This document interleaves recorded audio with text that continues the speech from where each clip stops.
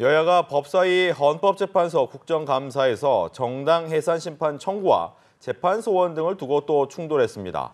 행안위에서는 캄보디아 한인 납치 감금 사태가 핵심 쟁점으로 다뤄지고 있습니다. 네, 관련 내용 포함한 정치권 이슈들 서용주 전 더불어민주당 상근 부대변인, 윤희석 전 국민의힘 대변인과 자세히 짚어보겠습니다. 안녕하세요. 네. 안녕하십니까. 어서 오십시오.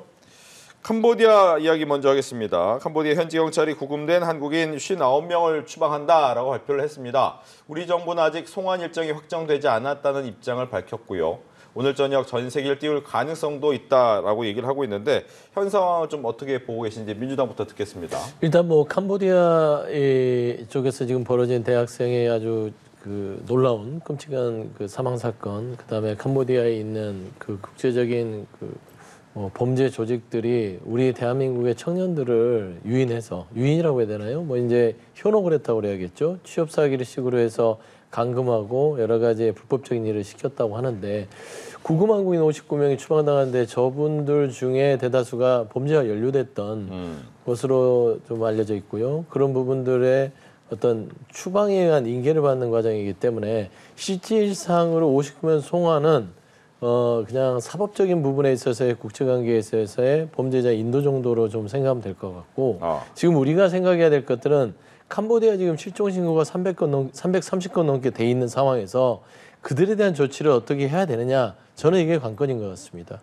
사실상 캄보디아에 지금 신고가 돼 있고 그에 대한 조사가 이루어지지 않고 있고 캄보디아 정부 자체도 겉으로는 여러 가지 유감을 표명하고 있으나 실질상으로 코리아 데스크라든지 우리 대한민국의 경찰 인력을 통한 범죄단체의 어떤 수사 이런 것들에 대해서는 양해가 잘 구해지지 않고 있는 상황이다라는 측면에서는 일단 경찰 인력의 충원도 충원이지만 캄보디아 측에서 사실상의 우리 대한민국의 많은 국민들이 감금이 돼 있다는 전제하에 조금 문을 열어주고 공조수사를 통해서 자국 내에 일어나고 있는 국제사회에서 지탄받을 만한 범죄 조직에 대한 어떤 일망타진에 대해서 협조하는 과정들을 좀 우리 정부가 좀 집중적으로 해야 되지 않나 그렇게 생각합니다. 네, 캄보디아 현지 경찰은 추방한다고 얘기를 했고 전세기가 띄어질 가능성이 있습니다. 네, 그 전세기 안에 실종 신고된 분들이 다수 탑승하면 얼마나 좋겠습니까? 지금 몇 분 안 되는 걸로 지금 알고 있고 300명 넘는 분이 지금 어디에 계신지조차 모르는 상태에서 캄보디아하고 외교적 교섭 등을 통해서 조속히 지금 한국으로 다시 귀국시키는 노력을 하고 있는데 캄보디아라는 나라가 여타의 동남아시아 국가와는 좀 다른 나라라고 볼 수밖에 없죠. 과거에 북한과 아주 가까운 관계를 맺었었고 지금 사회적인 분위기라든지 여러 경제발전 상황 이런 것들이 뭐 태국이나 이런 베트남 이런 나라하고 많이 다르다.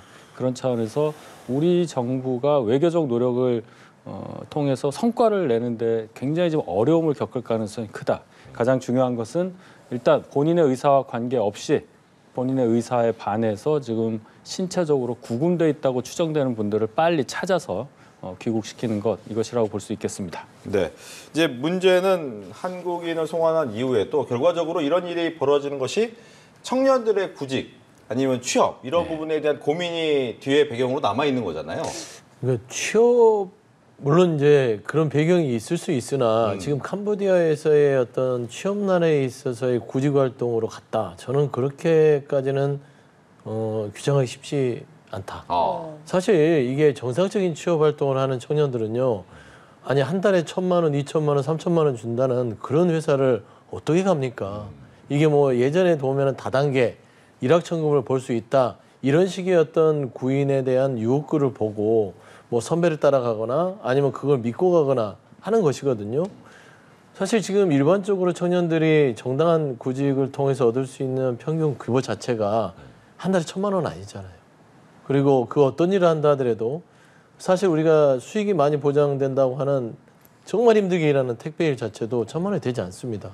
근데 캄보디아에 가서 뭐 좀 전화 좀 텔레마케터를 하고 뭐 문서 작업만 하면 1,000만 원 준다고 가는 자체에 있어서도 어떤 문제 제기를 저는 하고 싶고요. 이게 단순히 이게 뭐 취업난이 있어서 우리 청년들이 지금 캄보디아로 간다? 저는 그렇게까지 규정짓고 싶지는 않습니다. 다만 제가 앞서 얘기하는 것들은 국가 간의 어떤 이 문제를 풀기 위한 사법 이런 형사적인 부분들의 풀 문제도 있지만 일단은 그 통로가 되는 글들 뭐 이렇게 구인 광고들 있지 않습니까? 고수익 보장 1시간이라고 뭐 200만 원 준다.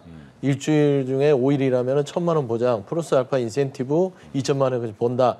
이런 글들을 캄보디아 건에 있어서 관련된 글을 삭제하는 작업들, 아니면 그 글을 타고 가서 그 조직을 잡아내는 작업들, 이런 것들이 좀 차라리 선행되는 것들이 우선이지 않을까 싶습니다. 네, 대통령도 이제 유인 걸 삭제하라라고 지시하긴 했습니다. 유인글을 삭제하라고 말씀하신 이유가 뭐가 있겠어요? 유인될 만한 상황이 지금 국내에서 벌어졌다는 것을 대통령께서 인정하신 거 아니겠어요? 저는 굉장히 다르게 봅니다. 예를 들어서 젊은이들이 캄보디아를 가는 과정에서 잘못된 판단을 해서 속아서 현혹돼서 갈 수가 있겠죠. 작정하고 범죄를 하겠다고 캄보디아에 간 분이야 뭐 말할 필요도 없겠지만은 한국에서 뭔가 구직 활동을 하고 경제 활동을 함에 있어서 어려움이 있는데 그러한 유인글들을 보고 내가 잘하면 거기서 뭔가 좀 성공을 할 수 있겠다. 그래도 여기 있는 것보단 낫겠다 하니까 뭐 이웃 나라도 아니고 먼 이름도 생소한 그 캄보디아에 간다. 이렇게 봐야 되는 게 저는 맞다고 보고 그렇다면 우리 사회, 우리 이 경제 구조가 청년들로 하여금 그런 생각을 갖게 할 만큼 좋지 않다는 인식을 가져야 한다고 저는 생각합니다. 그렇기 때문에 지금 당장은 물리적으로 본인의 의사에 반해서 구금되어 있다고 추정되는 분들을 빨리 구출해서 귀국시키는 게 시급하겠지만 이 이후에는 정말 우리 사회에서 이 청년들이 어떻게 앞으로 살아갈 수 있는 기반을 마련할 수 있을까 여기에 대한 진지한 고민이 필요하다.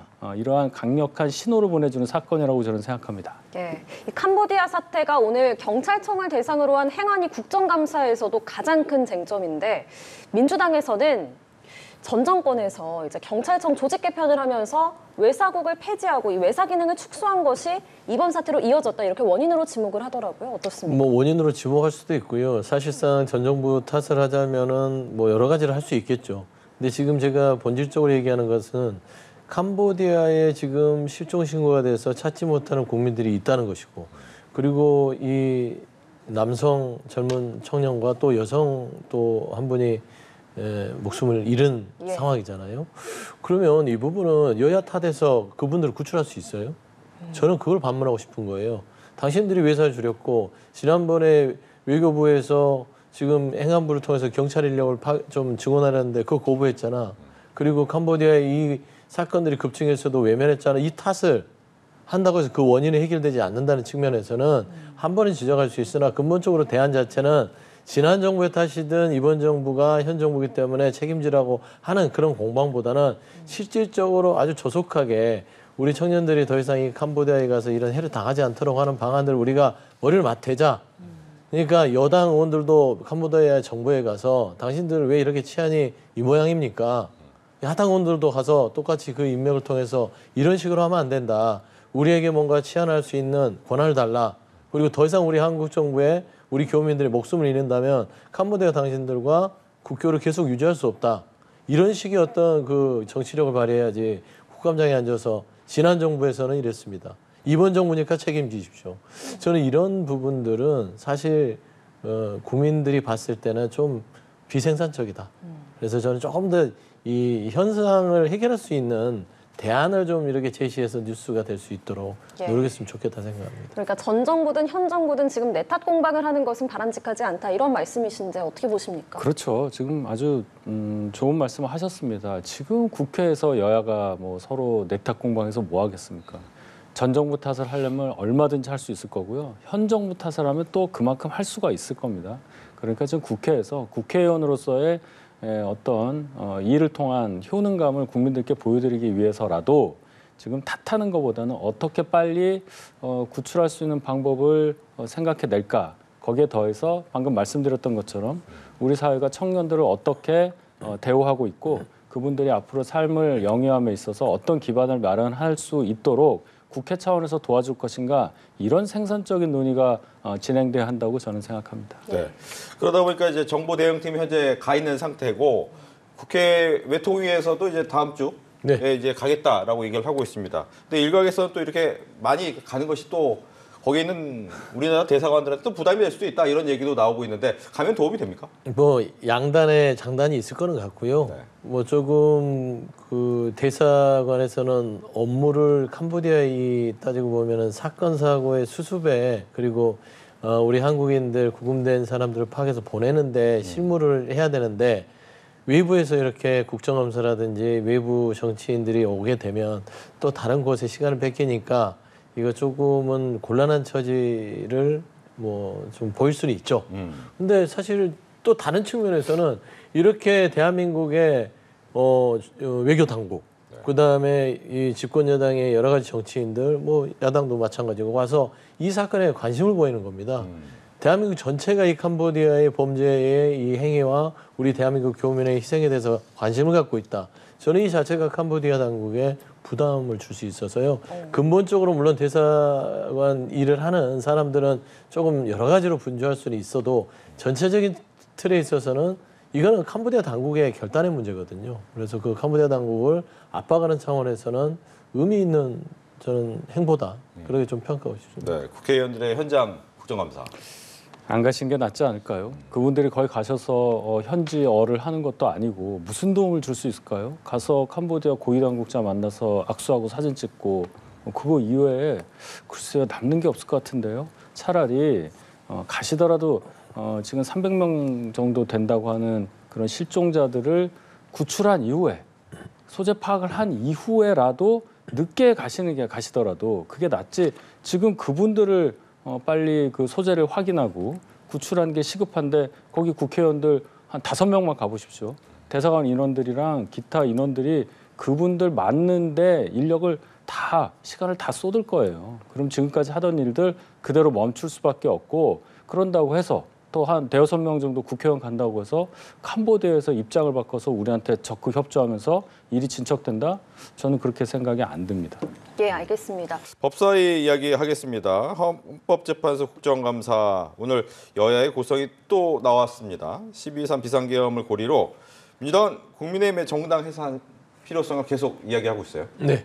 뭐 정당 해산 부분들은 그 12월 3일 불법계엄이 있는 당시에 추경호 원내대표를 비롯하여서 많은 의원들이 당시 표결에 임하지 않고 뭔가 이 대통령실과 뭔가 이제 긴밀한 연락을 해서 그렇게 이루어진 게 아니냐.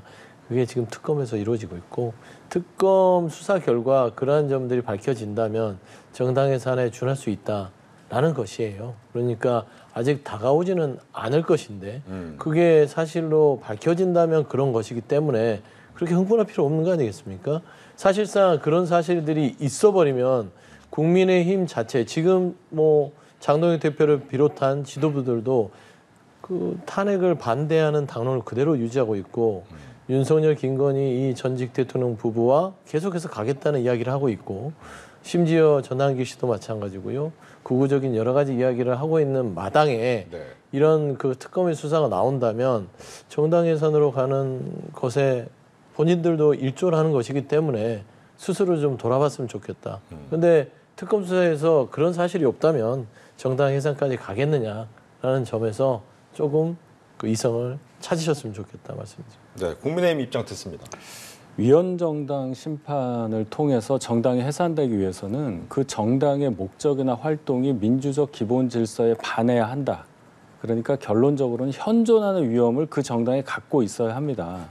지금 민주당은 저희 당 소속 대통령이 계엄령을 발동한 그 행위를 들어서 위법하기 때문에 이것은 내란이고 그 내란에 연루되어 있는 정당은 해산돼야 한다. 이런 단순한 논리를 개진을 하고 있는 거죠.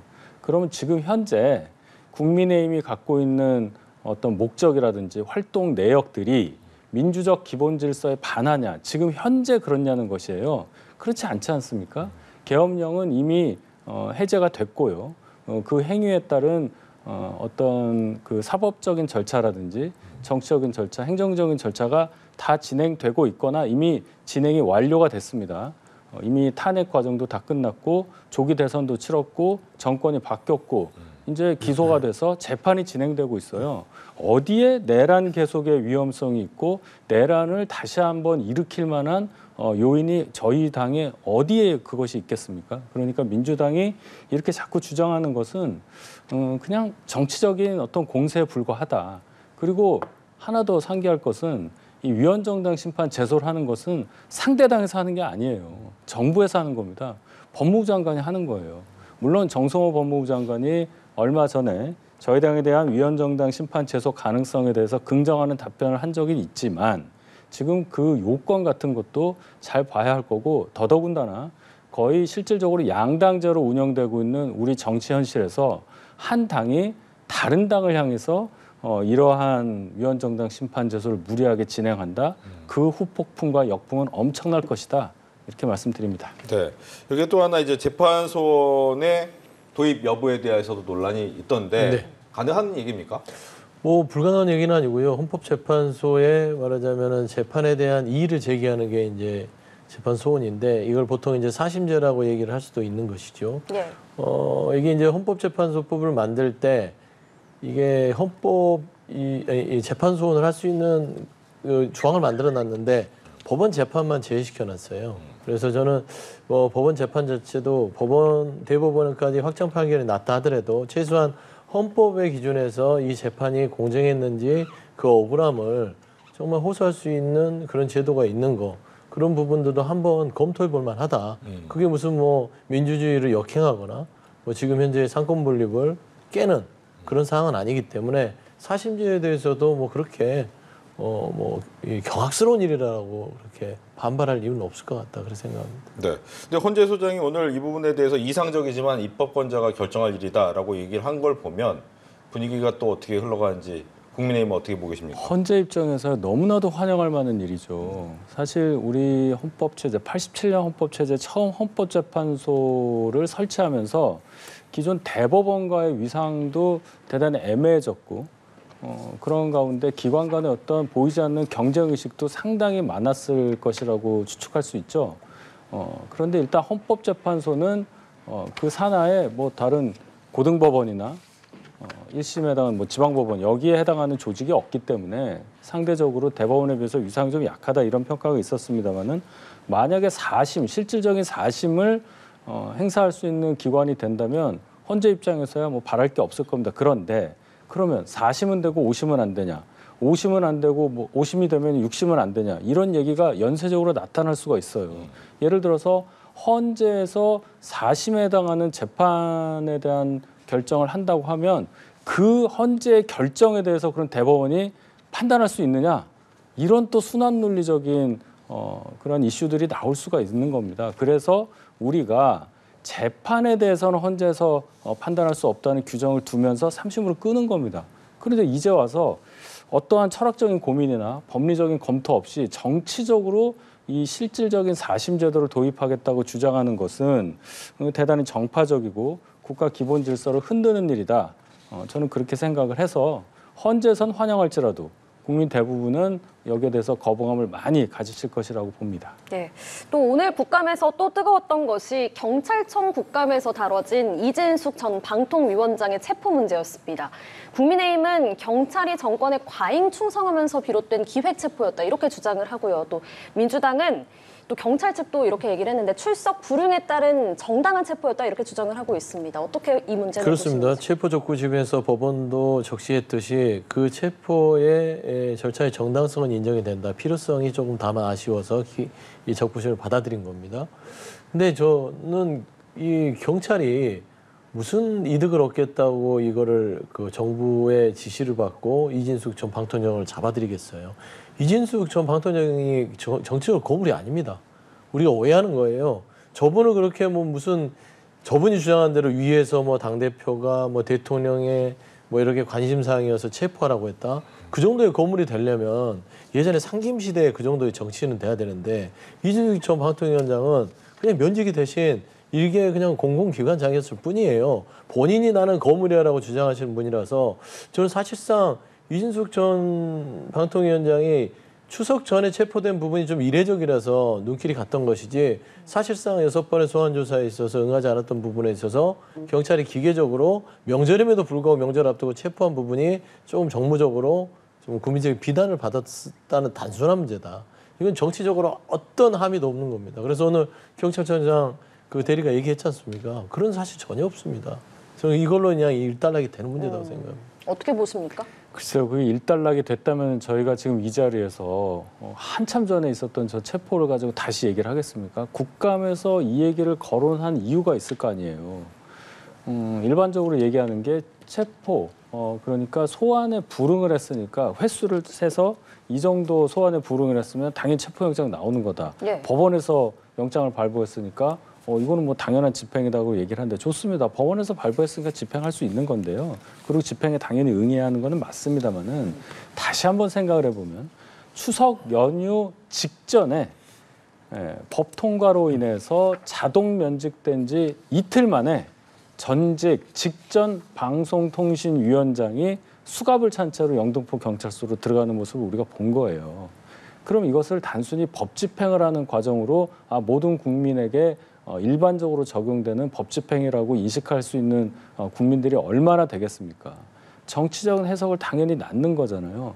그런 차원에서 야당으로서의 입장에서는 이것이 도대체 어떤 경로를 통해서 체포영장 발부까지 갔느냐, 경찰이 어떠한 지휘계통을 통해서 이러한 의사결정을 했느냐를 물어볼 수 있는 겁니다. 그리고 경찰 입장에서도 곤혹스럽겠죠.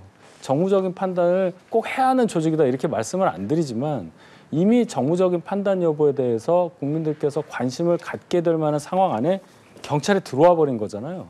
그러니까 국민들께서 그 직전 방통위원장, 국무위원에 준한다고 볼 수 있죠. 이런 분이 이게 수갑을 차고 경찰서에 출두하는 과정을 봤다는 것에 대한 어떤 마무리 정도는 국정감사에 해줘야 되는 거 아니냐. 그래서 답변을 요구하는 것이다 이렇게 봐야 되겠죠. 네. 김현지 대통령실 제1부속실장을 둘러싼 공방도 계속됐습니다. 관련 발언도 듣고 대담 이어가도록 하겠습니다. 김 실장의 국감 출석을 맡고 있는 것은 대통령실도 김 실장 본인도 민주당도 아닌 바로 국민의힘 자신이라는 것을 말씀드립니다. 김현지 실장이 실제 국감에 출석하는 것보다 출석하지 못하게 해놓고 정치 공세를 하는 것이 훨씬 남는 장사가 되겠다는 계산을 마친 것입니까? 김현지 제1부속실장을 둘러싼 수사 개입 정황은 단순 의혹을 넘어 이재명 대통령 측의 조직적인 수사 개입 의심으로 번지고 있습니다. 진실 규명을 위한 국정감사 출석은 이제 불가피해졌습니다.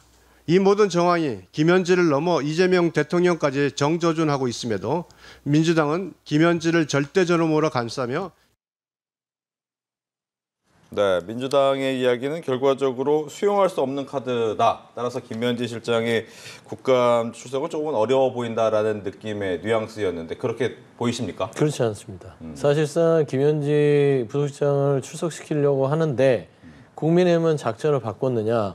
자꾸 이렇게 말도 안 되는 파상 공세를 통해서 못 나오게끔 작전을 짜고 6개 상임위원회 불러서 김현지 부속실장 운영위만 나와서 정당한 어떤 국정에 대해서 질의응답을 해야 되는데 이건 거의 괴담 형식입니다. 뭐 간첩, 용공 세력의 국보위에 심지어 이대전 대통령과의 사적 뭐 어떤 여러 가지 그다음에 10년 전, 12년 전에 성남 경기도에서 활동했던 내용들까지 다 끄집어내서 그냥 망신 주려고 하는 거다. 그러면은 김현지 부속실장이 나오려다가도 이거 왜 옛날 일 갖고 나에게 국감에 나오려고 하지? 그러면은 못 나오게 되면 이거를 잘 됐다. 봐라 하면서 이런 전략으로 가둬놓으려는 게 아니냐.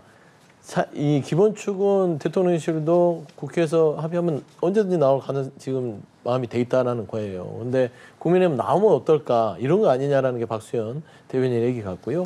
사실상 김현지 부속실장 나와서 얘기하는 거 그게 가장 쉽고 가장 명쾌한 지금 현재 상황의 돌파입니다. 근데 더 이상 국민의힘도 정말로 진정성 있고 김현지 부속실장이 실세인지 아닌지 확인해보고 싶으면 이제 그런 괴담 수준의 그런 공세는 멈추고 운영위에서 증인으로 불러놓고 한번 물어보세요.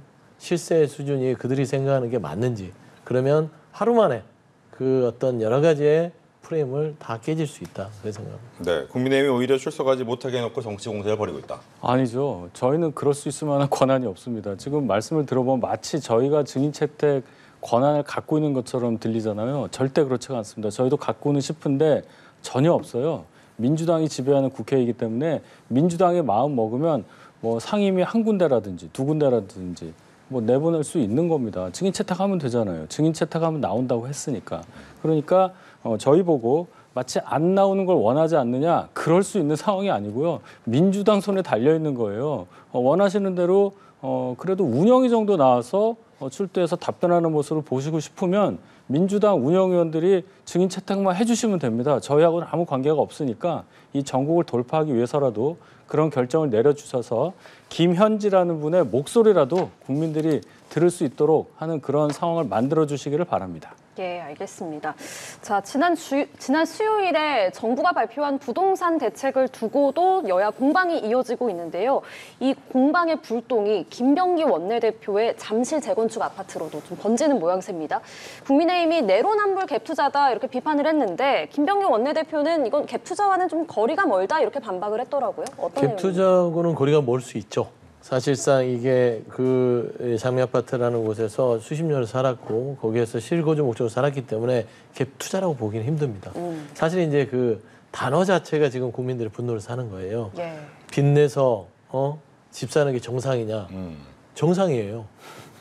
근데 그게 정상이 아니라고 해버리니까 국민들이 지금 그렇지 않아도 집 사고 싶은데 이 초강수의 이 부동산 대책에 이거 어떻게 되는 거야? 나 집 못 사는 거냐? 이런 불안한데 기름을 부은 격이 된 겁니다. 그러다 보니까 자 그러면 김병기 원내대표는 어땠어? 김병기 원내대표 당시에는 정치인인데 아파트를 어떻게 취득해서 보다 보니까 이 장미 아파트와 동작에 있는 이 아파트 전세 아파트가 딱 걸린 거죠. 근데 이게 뭐 오해 소지가 있는 거예요. 그래서 괘씸죄에 걸린 겁니다. 그래서 빚내서 대출받아서 집 사는 게 정상이기 때문에 그런 말들은 조금은 이제 이 국민들의 어떤 부동산에 여러 가지 불편한 심기에 기름 부을 수 있기 때문에 단어 하나하나를 이럴 때일수록 조심히 가야 된다. 네. 이럴 때는 더 조금 더 편안한 그 대책들을 추가적으로 하겠으니 우리 정부를 믿어주시고 집값 안정을 최선할 테니까 조금만 도와주십시오. 이렇게 가야죠. 저는 그런 부분에서 조금 아쉬웠다. 예. 그런 생각. 문제의 발단이 이제 김병기 원내대표의 그 부동산 대책 좀 옹호하는 발언에서 좀 시작이 됐다 이렇게 말씀을 하셨는데 이 공방은 어떻게 보십니까? 옹호를 하실 수는 있는데요. 뭐 단어 선택이 잘못됐다 이 차원도 아닙니다. 그 인식의 차이인 거죠. 자, 민주당이 중산층과 서민을 위한 정당이라고 얘기하는 분들이잖아요. 그럼 지금 이 서민의 관점에서만 봐도 어떻게 대출을 안 끼고 집을 사겠습니까? 그런 것이 일반적이기 때문에 대출을 끼고 집을 사는 게 일반적이기 때문에 그 수요를 억제하기 위해서 정부가 대출을 규제한 거 아니에요. 그게 일반적이지 않다면 뭐 하려고 대출을 줄입니까? 그 대책을 내놓고서는 대출 끼고 집 사는 건 정상적이지 않으니까 정상화됐다 또 이렇게 얘기하는 게 어떻게 논리적이에요. 어떻게 이런 분이 여당의 원내대표를 하고 있습니까? 국민들의 지적이 그겁니다. 조금만 생각해봐도 이상하다는 걸 다 알 수 있잖아요. 뭐 아파트를 어디 갖고 이제 그게 중요한 게 아니라 그분의 재산 상태를 뭐 우리가 알 필요도 없이 인식 자체가 나는 집 샀고 나는 뭐 돈을 모아서 샀다 어쨌든 나는 집이 있고 나는 모르겠고 다음 사람들 국민들은 빚내서 집 사지 마시고요. 집 사는 기회를 좀 다음으로 미루면 안 되겠어요? 이 얘기입니다. 그러면 민주당이 얘기하는 중산층 서민은 도대체 누구고 그러면은 그분들의 어려움에 대해서 그럼 민주당은 어떻게 도와줄 건가? 여기에 대한 얘기를 해야죠. 여당 원내대표로서 대단히 아쉽다는 단어가 아쉬울 정도로 정말로 부적절한 발언이었다고 저는 규탄합니다. 네, 알겠습니다.